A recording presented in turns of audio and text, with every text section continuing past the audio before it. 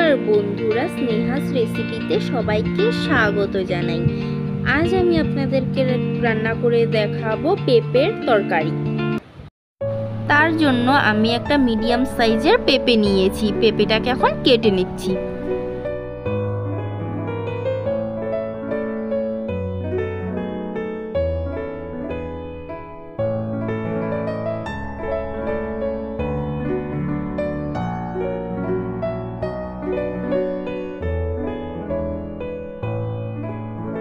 পেঁপের খোসা ছাড়ানো হয়ে গেছে, বীজগুলো ফেলা হয়ে গেছে। এখন লম্বা লম্বা করে পেঁপেগুলোকে কেটে নেব এভাবে। আমার পেঁপে কাটা হয়ে গেছে, তার সাথে টমেটোও কেটে নিলাম। তারপর কড়াইয়ের মধ্যে 3 টিস্পুন সর্ষের তেল দিয়ে পেঁপেগুলোকে ভেজে নেব।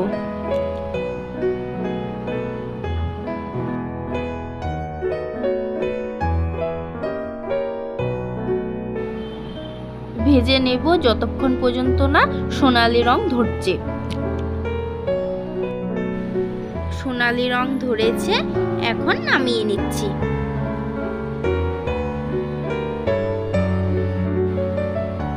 নামিয়ে নিলাম। এখন কড়াইতে 2 শুকনো লঙ্কা, 2 তেজপাতা দিয়ে ফোড়নটাকে 2 সেকেন্ডের জন্য ভেজে নিচ্ছি। তারপর কালো জিরা দিয়ে আর চেরা কাঁচা লঙ্কার পেঁপেগুলো দিয়ে দেব।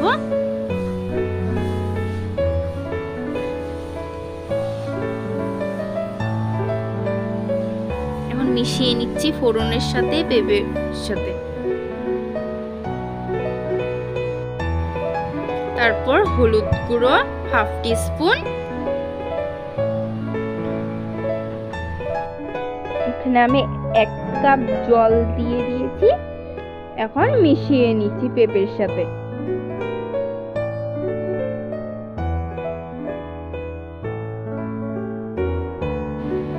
তারপর আমি টমেটো দিয়ে দিচ্ছি। 2 টমেটো দিয়ে দিচ্ছি মিডিয়াম সাইজের।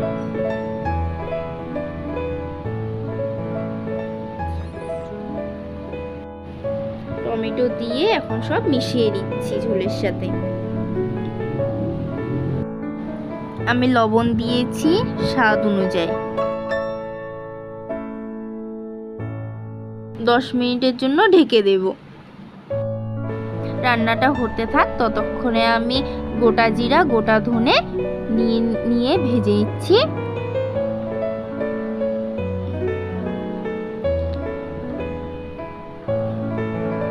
আমার ভাজা হয়ে গেছে, এগুলোকে নামিয়ে নিলাম।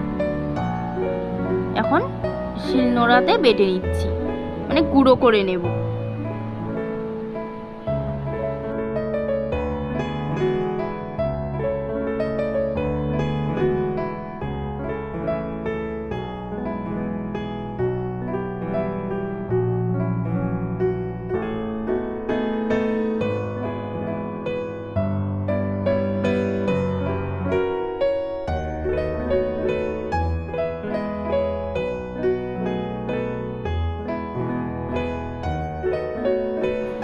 আমার গুঁড়ো করা হয়ে গেছে। ওদিকে দেখি এখন 10 মিনিটও হয়ে গেছে। ঢাকনাটা খুলে নিলাম।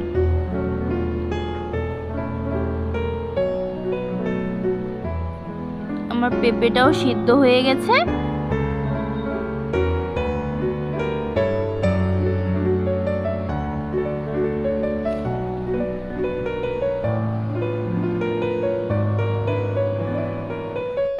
জিরে ধনে গুঁড়োটা দিয়ে দিচ্ছি।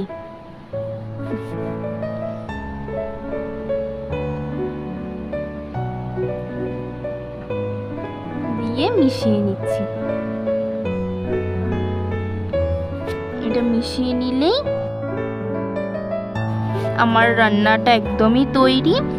ভিডিওটি ভালো লাগলে লাইক, কমেন্ট, শেয়ার, সাবস্ক্রাইব করে দেবেন। ভালো থাকবেন, সুস্থ থাকবেন। ধন্যবাদ।